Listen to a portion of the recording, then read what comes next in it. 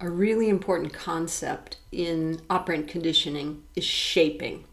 And shaping is when you gradually use reinforcers to change someone's behavior or to shape their behavior into what you want. So for example, I'm going to talk about examples with animals, but if your partner or boyfriend or girlfriend is always late, you can apply these same shaping techniques to get that person to show up on time. And the beauty is they'll never know you did it. So shaping is when you use rewards, which in operant conditioning language is called reinforcers. You use reinforcers to guide behavior towards the goal, whatever goal you have. And you reward the partner, boyfriend, girlfriend, puppy, not when they get it exactly right, but as you saw with B.F. Skinner at the end of the previous video, when they get a little closer. So you reward them for getting closer to the goal, not for waiting until they achieve the goal, right? So if you want your child to get higher grades in school, you don't really wait until they bring home the report card with the A's. What you want to do is reward them or reinforce them for each exam they do well on, or reinforce them for studying longer. Shaping is commonly used to train animals. I've got a couple of examples here, but as I said, you can certainly use it to train people. Now, sometimes we shape behavior in ways that we really never intended. Unintentional shaping. And for those of you who work in the service industry, you know this so well. What happens?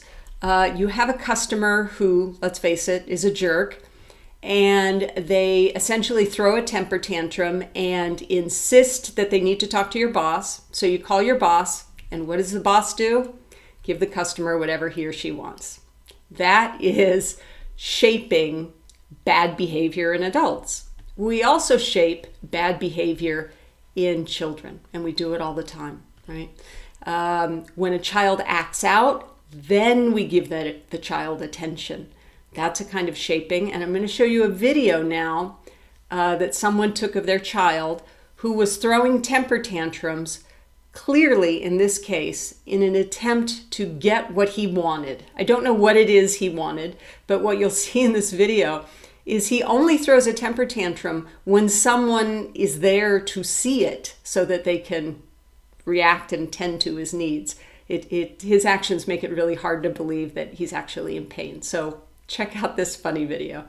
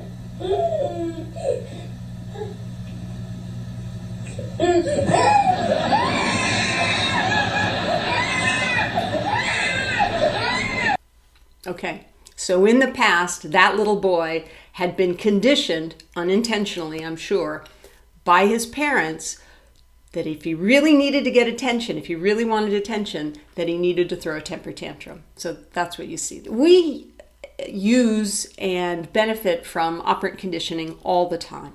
So every time as a student you study hard to get a good grade or receive praise from someone else, that's operant conditioning. You're working to get a reinforcer, a reward.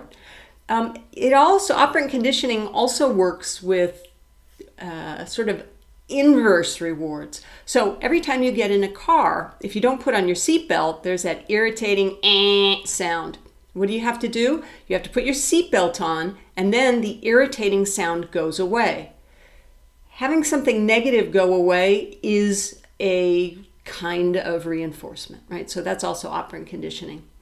Going to Las Vegas and putting a coin or a credit card in the slot of a slot machine. Las Vegas, baby. They know all about operant conditioning. Driving below the speed limit to avoid the punishment of getting a ticket. Right? Smart. Throwing a temper tantrum so you can get attention. Or maybe being polite to people so they will be polite back. These are all examples of operant conditioning. People behaving in a particular way because they're rewarded for behaving in that way. Companies know all about operant conditioning, and so sometimes you'll hear about companies who give their employees a percentage of the profits that the company makes, or maybe they'll give the employees stock. And the idea here is if you own a piece of the company, right, you'll work harder. You're being rewarded for working harder.